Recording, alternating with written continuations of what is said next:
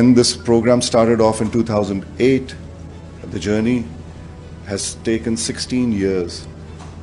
We are often told by our development partners as well that how we needed collaboration from various countries.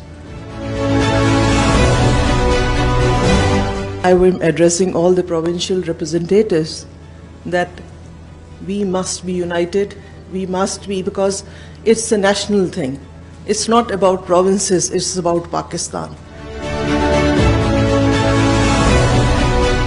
Today's consultative session on National Integrated Social Protection, Aligning Data and Systems, presents not just an opportunity to share experiences, but a call to action